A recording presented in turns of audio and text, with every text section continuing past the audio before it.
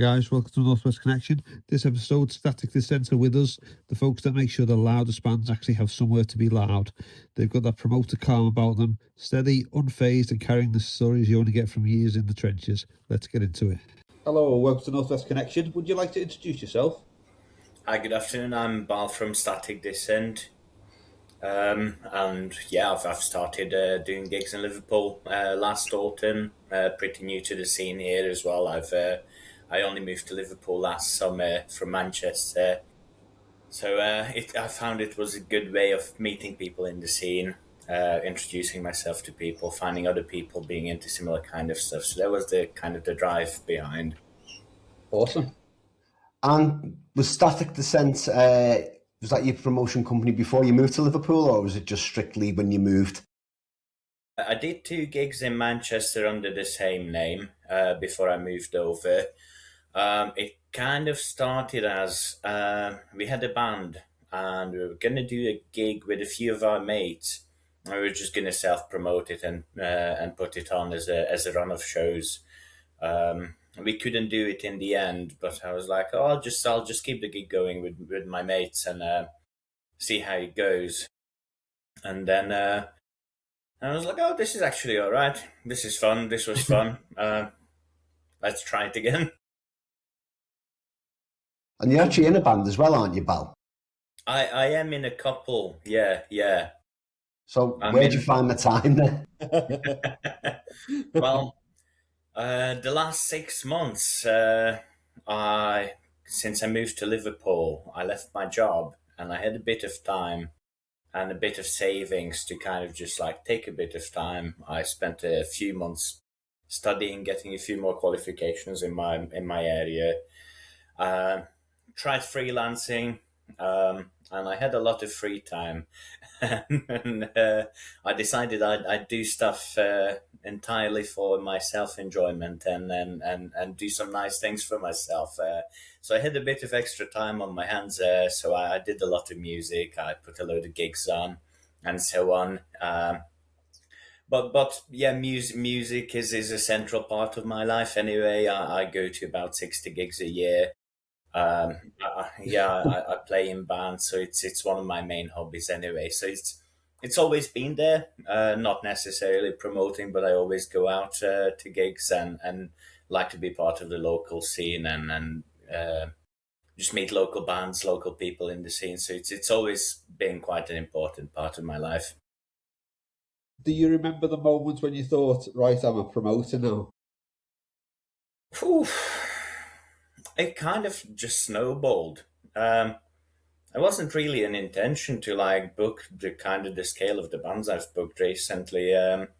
The reception, I think, in Liverpool especially, being so close to Manchester, obviously a lot of the bands will touch Manchester and go there when they go on big tours, and Liverpool just kind of gets overlooked because of that. And I had really good feedback from people in the local scene and from the bands as well. And a lot of the internationals I've booked recently were quite keen to play Liverpool this time instead of Manchester, because they always go Manchester. So I think it's a combination of locals being really keen on not always travelling to Manchester for good bands, and also bands being really keen of playing in different cities as well. I think the first one where I was like, oh, this is getting a bit serious now was when I booked Fossilization with Phobocosm. One of them's from Sao Paulo in Brazil. The other one's from Canada. I think that was the first like big international name I've booked. And that also obviously people see it as you post on your socials, and then more booking agents got in touch on the back of that. And I'm like, oh, okay, I guess I'm doing this now. And I got to the point where I was like, this is a bit much now. And one of the guys, I don't know if you know, Kabir from Total Meth, he used to run pest promotions in Liverpool, and he put like massive names on like Incantation and Primitive Man and stuff like that. And we got introduced by one of our friends in common. And was like, "Oh, I might want to get back into it. Do you need a bit of help?" And I'm like, "Oh yeah, absolutely." Yeah. Um, and yeah, I met a really good friend. Actually, he's a really lovely person, and we started working together. He's going to start doing his own individual shows as well. But we'll do a lot together going forward because two-person setup is definitely a lot easier to manage, especially since I'm back in full-time work again. It's a Yeah. bit much. Yeah, well, I mean, I live literally in between Liverpool and Manchester, so spend a lot of time going to shows in Manchester when Liverpool is closer. And it's great to see that there's some more heavier music being promoted in Liverpool again. Yeah. If you look at I certainly don't go to as many shows as you do a year, but if we were to break down how many shows I go to, I would say that 3/4 are always in Manchester. Yeah. Which it can be frustrating when you've got a great city like Liverpool sitting there with some brilliant venues as well. Absolutely, yeah. I lived in Manchester for about 8 years, if I remember well, and it was, so easy. There's literally a show in Manchester every single day. You can't really not go to anything. There's not a single week where I'm like, oh, I'd like to go to that one.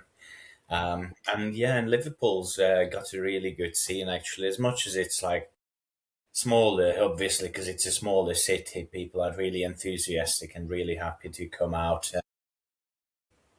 And I feel like not only myself, but like credit to like all the other people in the scene recently, there's been a massive surge in booking heavier shows from other promoters as well. Like Blood started recently. Let's feel. We've got Empire Promo, we've got Guac and Roll, who do all the like hardcore punk shows at their restaurant. They're brilliant, lovely people as well. I put in a lot of my shows in their venue. They will just they let us have the space for free. All we pay for is sound engineer and like proper like punk venue, like really really lovely people. Outpost, we've got a new venue. Archive. I don't know if you've been yet. Not yet. I'll be coming to the Cryptic Shift there though in a couple of weeks. So. Oh, amazing! Nice. I'll see you there then. Yeah. Yeah. It's a great venue. It's also run by local people. It's I don't know if you know the band Spaced. Yes. Yeah, it's Phil from Space who runs it. Right. So it's the new quarry's reopened recently as well, which is nice to see. They did a really good job with it. I worked with Rough Trade, amazing people again, great to work with, fantastic sound engineer and like a really really good space. Yeah, it is. It's a really good space to Rough Trade. Well, I've only been once, but it is. It's a nice space to see shows in. So, yeah. Where did the name Static Dissent come from? Has it got a special meaning? It kind of just like I was like spinning words around in my head. The static is obviously related to the noisy stuff we're doing. Dissent comes from I'm a very outspokenly left-wing person. It's just representative of my values. Everybody's welcome at our shows. We're trying to. Obviously, all of my shows, I've got low-income tickets available. A certain percentage of the tickets is low-waged for people who can't afford to pay full price for tickets. All of the shows are no one turned away for lack of funds. So if people message me before the gig and say, like, listen, I can't afford this, and can I still come? I'm like, yeah, fine. I'd much rather have have a band play to a full room than have an empty room and just stand around. And it's just great to see people out. So I'm trying to like give back as much to community as I can, and like we've done a fundraiser for the Palestine Children's Relief Fund in February. The death metal show we're doing on the 24th of October, Death for Life. that one's going to raise funds for the Merseyside Refugee Support Network charity. So we're trying to, like, the world is a shit place. We're trying to kind of make it a tiny bit better as much as we can, and yeah, just trying to be as inclusive and nice and welcoming to people as possible. So that's kind of where the name came from. So, between Manchester and Liverpool, do you think each city gives a different flavour to Static Descent? Yeah, I feel like Manchester was a bit more difficult to break into just because there's so many promoters over there. Right. It's definitely more difficult to stand out over there. The benefit of being in Manchester was that I lived in Manchester for a very long time, and I've been moving in the music circles over there for a very long time. So it's easier to drag your mates down and kick them in the ass if they don't come to your gigs.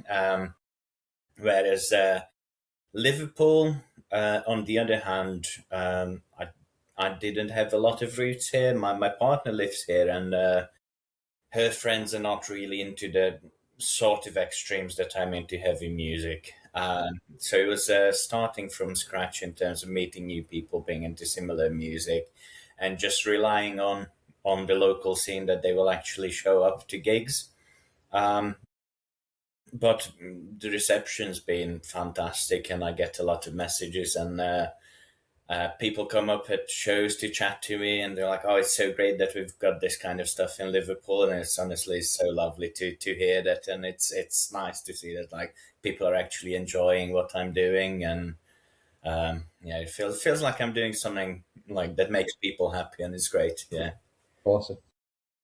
So, what was your first doorway into heavy music? Was it a certain band or a certain record or even a gig? Yeah, so I started with a really, really strange like path into heavy music. One of our neighbors, who was about like 10 years older than me, I was 11 at the time, and we were the only household in our neighborhood who had like a hi-fi system. So when they had cassette tapes, all of our neighbors came round to us to copy their cassette tapes over for them. And this guy would turn up to us and he'd bring like Carpathian Forest and Dimmu Borgir and all sorts of weird Scandinavian black metal over to us when I was 11. I was like, oh, this is interesting. This is different to what I've been listening to. So, localized tape trading. So I got really into that without even knowing about like any of the like more mainstream genres at the time. And obviously when I was like 12 or 13, that was 2004. And like all the new metal bands were massive then, like System of a Down and Korn and Slipknot were coming and becoming better, like bigger. And then obviously Three Friends I got into then. I had like a short stint in new metal, and then when I was 13, I got introduced. I can't even remember who. Someone introduced me to The Exploited, and then on the back of that, I started listening to like a load of like 80s communist era punk from Hungary and like the Eastern Bloc. All of it sounded like it was recorded in a potato. I was like, oh, this is kind of similar to what I was listening to first, because those black metal records sounded very similar to this. I was like, okay, this is cool. So I stuck with like the punk stuff for a very long time. I had like a mohawk and everything. I went to uni with a mohawk, and like through punk again, like I branched out. Obviously through punk came like hardcore, grindcore, death metal, but like death metal's always been. I've always enjoyed like the old school and the Swedish parts of death metal more than like modern death metal, because I feel like it's more rooted in punk still. And then I'm like, oh, I'm just listening to fast music, and I started listening to sludge and doom, and like kind of those two like extreme fast or extreme slow are like my favorites still, and I don't really do much of the middle ground. So, yeah, you'll probably mostly see like really heavy sludge stuff or really fast, any sort of extreme music for me going forward. And no in between. No, no. So what makes a band Static Descent material? Is it the sound or the attitude, or Pardon? what makes a band Static Descent material for you to make you want to put them on? Values first. I always very carefully vet people who I play with. I want to play. I want to work with people who are safe around the crowds I attract. I want to play with people who are decent human beings and nice and lovely people. And then, other than that, be interesting, be weird, be a bit different. Yeah, anything punk adjacent, really. And I feel like the definition of punk has changed a lot recently, whereas like 20 years ago you'd refer to punk, you'd mostly think about just the music, and now I think a lot of those people who were into punk at the time have started listening to a lot of different genres, and I find it a lot of people I work with and a lot of people I meet who play extreme metal genres, they all came from the punk scene. And punk is more just like play cool, play cool music, be nice to other people, do weird shit, be fun or be disgusting. Yeah, that's it really. So do you start with a headliner first, or do you build with the ground up with local bands and then see who fits on top? It kind of turned around. Yeah. Initially, I started by just reaching out to some of my mates' bands because I know a lot.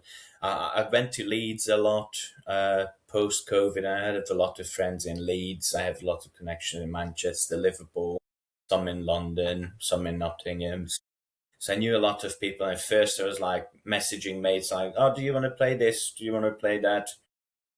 Kind of just put together a lineup that I would enjoy. Essentially, I only book stuff that I know I'm going to love.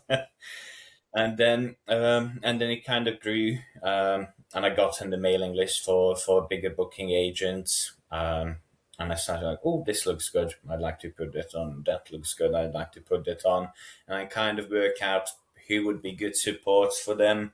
I always try to like make the lineups in a way where it's not exactly the same genre. There's a bit of difference between them, a bit mixed lineup, but in a way that it still makes sense. Yeah. So how was the first Static Descent show? Was it chaos or did it run smooth? Very quiet. Yeah, there was about 30 people. Organization-wise, I thought it went all right for the first one. I have the benefit of actually my job is logistics and projects management, so I've got the transferable skills to this kind of stuff. And because I've played gigs quite a lot before as well, I kind of know what's going to happen. Yeah. So I had an idea, and I had a really lovely supportive friendship group who I could rely on as well. So yeah, it wasn't too bad. I've had a few chaotic ones. The February one, the 8-band grindcore build, that was absolute chaos. We obviously with 8 bands loading into an 80-cap venue, and and then That would have been with 8 bands. I'm sure that's probably nearly enough capacity anyway, isn't it? pretty much, yeah. I think we're probably technically oversold. But because it was a big mates fest, half the people were smoking outside anyway. So officially, there was never that many people at the venue. Yeah, we had a bit of a fuck up. the drum kit in house broke. So Horse Bastard very kindly offered to lend us their drum kit for the night. And I picked up Trippy from his house. Thankfully, he lives literally like three streets from me. I drove down to their practice room, loaded the drum kit. We were already half an hour late. Got into the car, and my battery dies. Oh, Sick. I had to ring my girlfriend to come and jumpstart my car to be able to get to the venue, because obviously everybody was relying on the drum kit to be there to be able to start sound checking as well. And somehow we managed to finish 1 minute after the curfew time. So yeah, I don't know how we managed it, but it was it was great. 8 grindcore bands will help that though. There would have been some short sets, I would imagine. Yeah, I mean, yeah, all of them were like 15, 20 minutes. It's grindcore, yeah. So if you could go back to that very first Static Descent show and give yourself one piece of advice, what would it be? I think better promotion. It's still one of those things that I find like quite difficult to like get right. I've not really socialized on social media and stuff like that, and like, what do I do so that actually people can see this happening? And I still find it like I've stopped spending like I spend like a nominal value on like social advertising, but I find it doesn't really do much. I've got the benefit of going to so many gigs myself. I find it that just flyering in person, you've already got the people who you know go out for gigs, who you know are into that kind of stuff that you've gone to. I think that's probably still the best way of doing it. So I think that like, yeah, don't be afraid to talk to people in person, and don't be afraid to like message people and bully people into going to your shows, because it's one of those like, oh, I don't want to bother people all the time, but also like they will enjoy it. It will be good. It will be good for them. It's just a kind of battling the like general anxiety and like being a bit anxious about and shy about like shouting about what you're doing. Yeah. So yeah, confidence. And what's your Slowly favorite getting memory? there. What's your favorite memory from a show you've promoted so far? Oh, I think my two like I've really enjoyed all of them, but two very special highlights for me. The first one was Rough Trade, the Moloch show. We had Moloch, Biocaster, Plague Pit, Tides of Sulphur, and Pleb. That was the biggest venue I've booked so far, and everything's run so smoothly. Awesome. Like clockwork. I finished the show. I can't believe I barely done any work here. People just knew, and like the venue were just so supportive, and like the space just filled up. Loads of people came out. And I made enough money that I could do a big shop of all the band's vinyls at the end of the show. And It's always a bonus.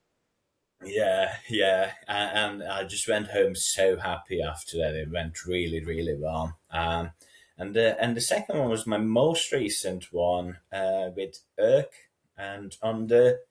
I don't know if you know about Urk. They're like a weird noise rocky sludgy band from Leeds and the Northeast. And the singer, I think he's called Jack, but I meet so many people I struggle with names. Yeah, the singer came on stage and he wore like a full Elvis suit, and like not only the music was great, but it was such an entertaining performance. After 2 songs, he goes, "I've got a confession to make. I'm not really Elvis." Takes the wig off and he says, I am Bob from the band Verve. I'm Bob Verve. And he carries on just jumping around. He's like, oh, I forget how warm it is to be Elvis. And it was just ridiculous. And yeah, that show went really well too. It was so well attended, and it was really nice to see like Outpost being packed out for it. And like in terms of future shows as well, I've got so many bands that I really love, and I have never seen actually and managed to book. Like Fossilization, I never seen them, and I'm really looking forward to seeing them. We've got Cryptworm, I've never seen them. They're playing the death metal show later this year. Ceremonial Bloodbath from Canada. I've got a massive grindcore bill in September with Shitbrains and Disease from the USA, Gummo from France, Nick Rage from Portugal. Some huge names. I've got a few more that I haven't announced yet, which, keep an eye out for those, because I've got some big ones coming up towards the end of the year, October, November. So yeah, it's been really fun. I've kind of realized, hey, you know what? Actually, I do this anyway. I go to gigs all the time. I play in bands. I'm so close to it, and it's never felt like a pain, or it's always been like, oh, it's been great. Yeah, it's nice to see the bands, nice to see people, and meet people properly, chat to them. It's really lovely. Barely been breaking even, but that's, I think, just part of the game. Never really started it as a, thankfully I don't rely on the income from promoting. I can just go and be just like, I love doing this, I love music, and I can just carry on. As long as I don't lose hundreds of pounds on every single show, I'm happy. Do you not find that you're spending more time working at the shows than actually watching the bands that you're booking because you want to see them? So I've got a very reliable friend who always does doors for me.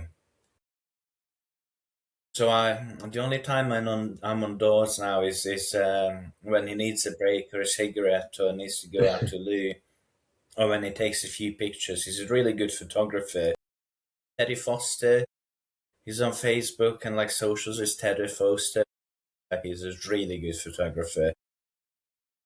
So I've got help, and like the venues are always helpful. The sound people I've worked with are really lovely, and the organising part and stage management part in terms of that, I enjoy that actually, and I always try to stay as close to the stage as possible. So what's the hardest part of the booking process then? Is it finding dates, finding bands, or finding the energy? The energy part,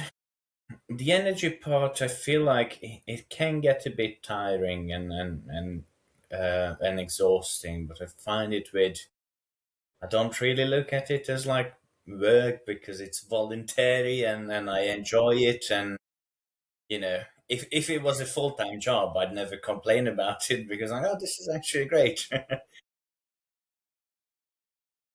Venues, I find venue bookings can be difficult, which, going back to your question earlier, one of the advices I'd give myself, more notice.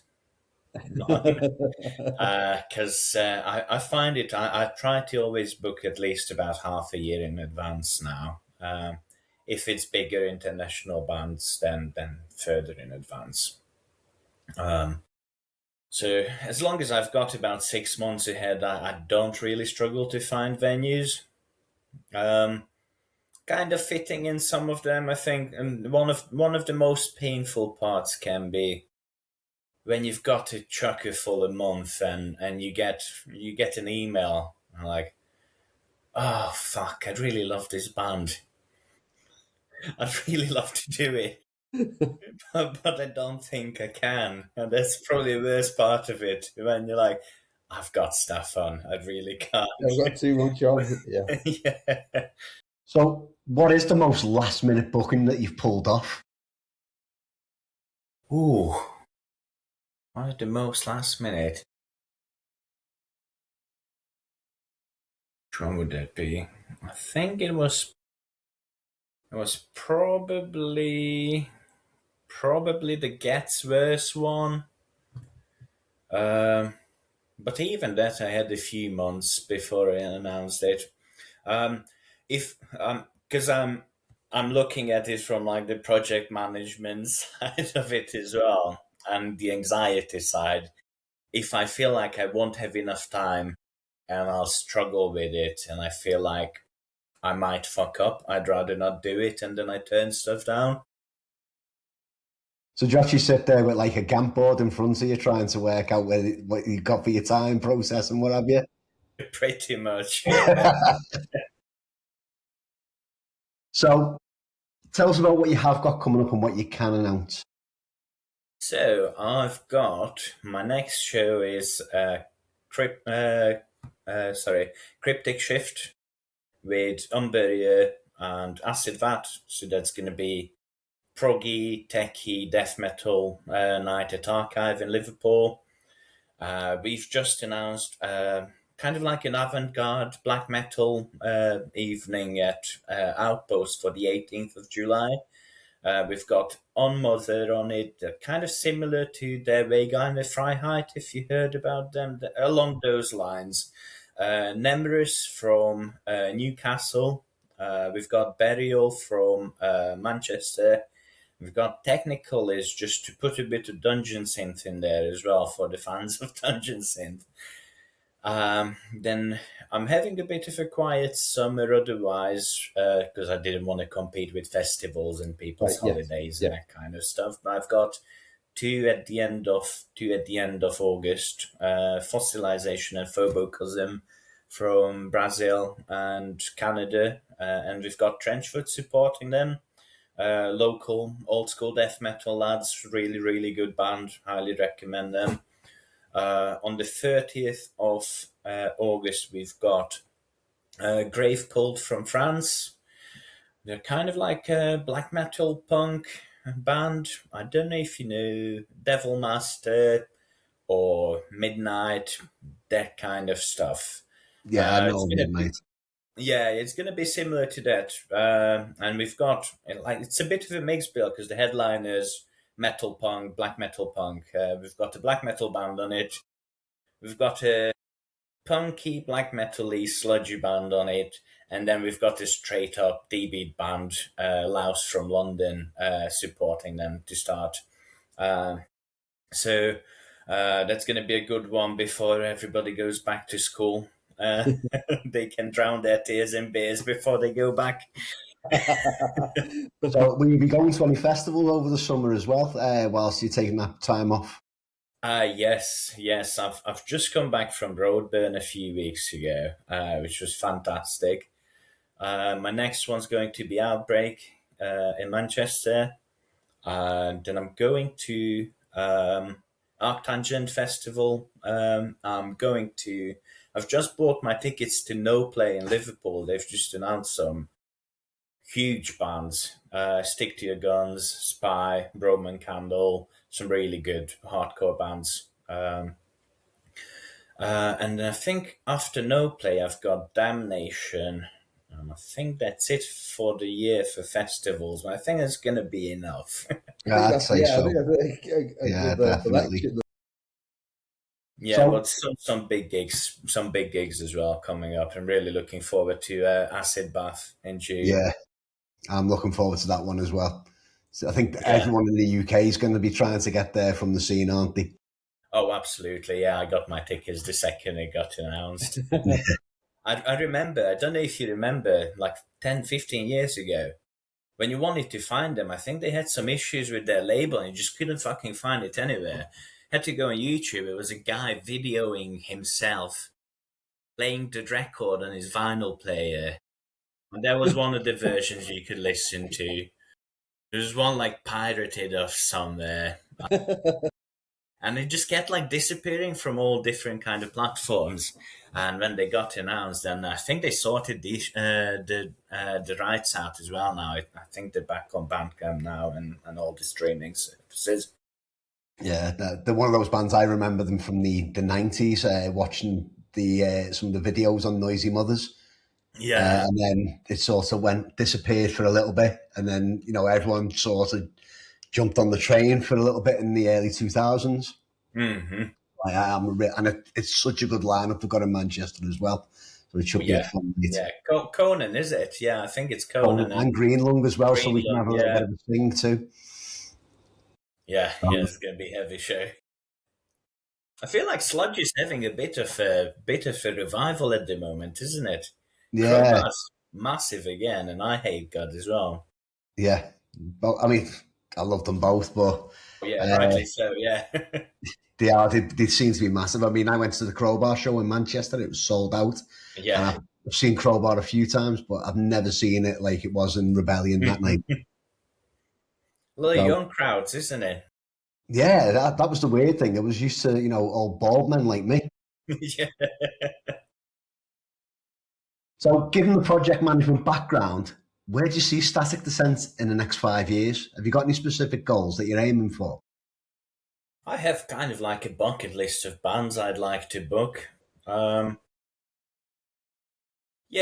feel like Death for Life, as an annual thing, I would definitely like to make that happen. There's plans for next year already. The ticket sales have been really good for it, and I'm expecting it to sell out. So I'd like to do something at a similar scale next year, just to see how it goes, and then potentially do a 2-stage one, either a 2-stage all day, or do like a couple of days somewhere, or either a multi-venue one. But my problem with multi-venue ones is that all the bands I want to book, I want to see as well, so I'll end up missing some of them. So I'd like to make that a bit bigger if there's enough appetite for it in Liverpool.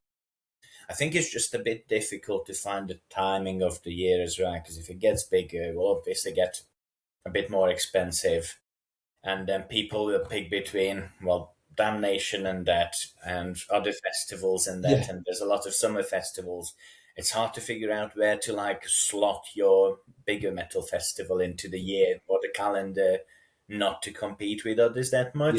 But I definitely like to make that a bit bigger. Obviously, I would love to book Napalm Death. That would be a dream. At a small venue, ideally. That'd be great. That would be brilliant. Yeah, Bloodbath, I'd love to see again. Some old favorites I'd love to. Sadness, I've been really into a lot of black gazy stuff recently, so I'd like to book some of that kind of stuff. Vow, Uniform, just essentially, if I could book my favorites, I'd be very happy. And if you could bring some of your favourites to Liverpool, I'd be ecstatic. That's all I can say. Pardon? If you could bring some of those bands to Liverpool, I'd be ecstatic. I really would be. Oh, yeah, me too. But yeah, I've managed to book some of my favourites already, so I'm sure it will come naturally. I'll probably do another lesson learned from this year.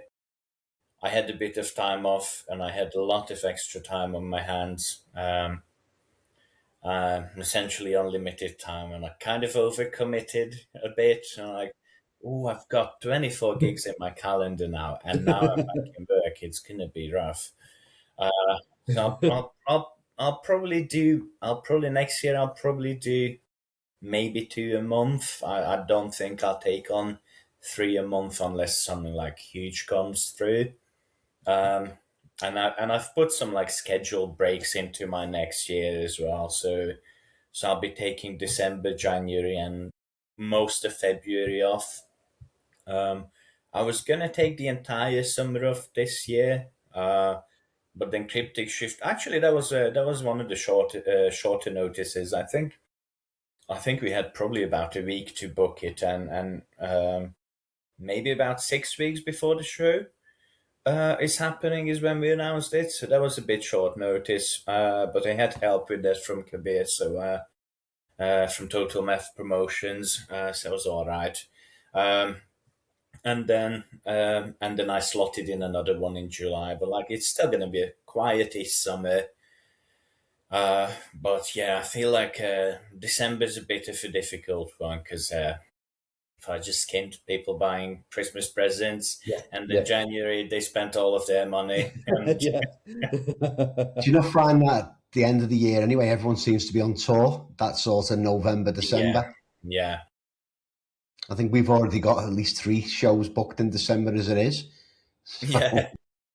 Are Clutch playing this Christmas? No, they're not. It's Greenland this year instead on the same weekend with High on Fire. So oh, that'll be a good one though. Yeah, so, and then obviously you've got Imperial Triumphant playing Leeds as well in December. I haven't seen that one. Yeah, with Noel supporting.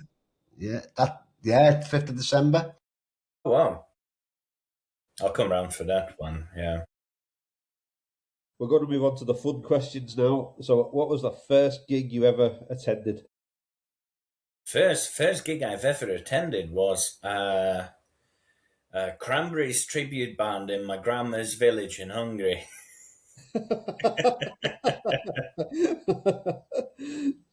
Were they any good? I mean, I was 12. It was fine. Yeah, it was live music. Probably the first big one was Dying Fetus. I was like 18 then. Problem is where I'm from like a smaller city in Hungary, and all the big bands will just come to Budapest. Yeah. It's like a 3-hour train journey, extremely expensive compared to wages. So I didn't get to go to a lot of big gigs in Hungary. There was a good local punk scene where I went to uni, so we did a lot over there. But to me, like the big gig going revolution really started when I moved close to Manchester. And I was like, I can finally go to gigs all the time now, and it just stuck with me. I've lived in the UK for about 12 years now, and it's just like, gigs all the time. It's great. Which band that you've booked is most likely to accidentally summon a demon during soundcheck?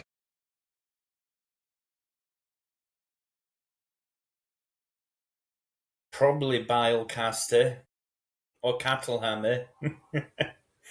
And both extremely gurgly, harsh, really, really heavy, noisy bands. Or Gorgon Vomit. The names alone will summon demons, I think. Yeah. Smouldering Tomb as well, obviously.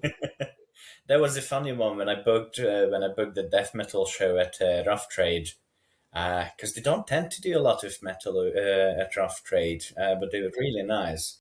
And I sent over the list of bands who are playing, and I'm like, as ridiculous as the band's names sound like, I guarantee you they're really, really lovely people. That tends to be the way as well. The more ridiculous the name, the lovelier the people are in the band. What's more stressful, the band that turns up 3 hours early or the band that turns up a minute before?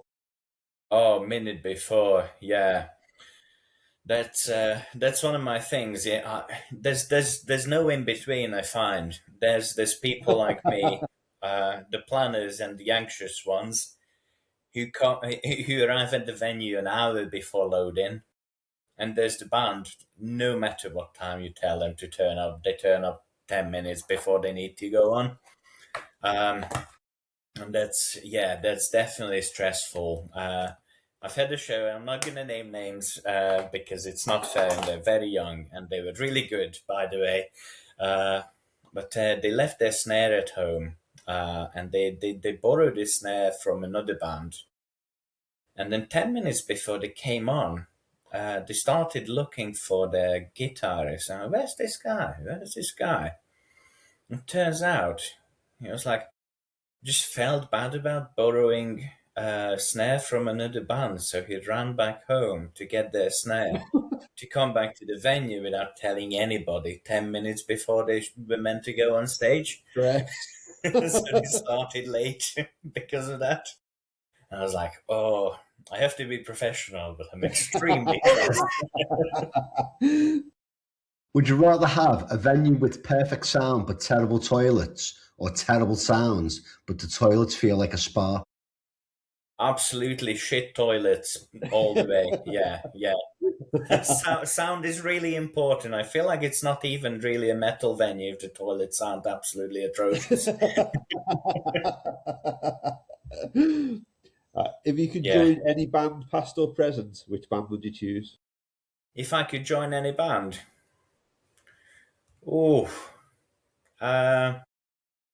Nightmares Made Flesh era Bloodbath. Probably Harmony Corruption era Napalm Death.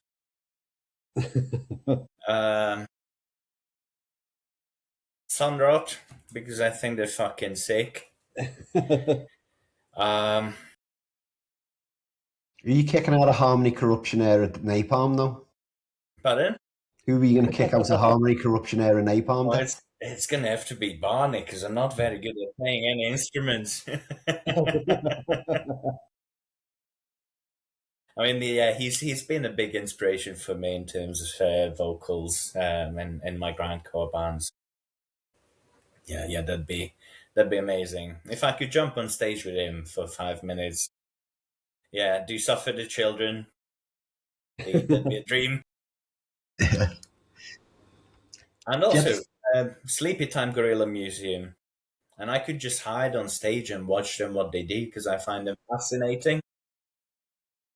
Yeah, I tried to watch them with a hangover last year at Arctangents. It didn't go well. Oh, I loved them. I loved them so much. If you had a theme tune that played when you walked into a room, what would it be? Ooh, that's a good one. Depends on my mood. If I'm grumpy, sorry, I'm just trying to get that beer out of that can.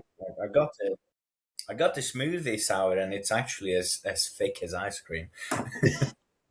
I think going into a room, probably something gentle, not something you would expect. Something like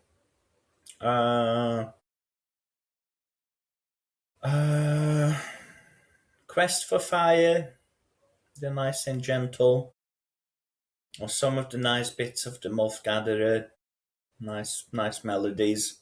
I'm quite a relaxed person. There's very few times I get like mad or frustrated. So I think I like to think people like spending time around me, and they find me like a calming presence.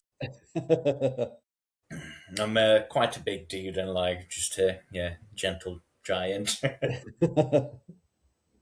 What city or town would you love to promote in? Oh, it's a good one. There's a few scenes in the UK that seem really, really good. Nottingham looks great. For being such a small city, it looks really good. Newcastle, Biker Grave over there built an amazing scene. So I think a lot of people come out, but Liverpool's been fantastic to me, and I've really enjoyed it here. And yeah, people are great, really good crowds, never any issues. So we'll move on to the quickfire questions now. Okay. Vinyl or streaming? Vinyl. Load in or load out? Load in.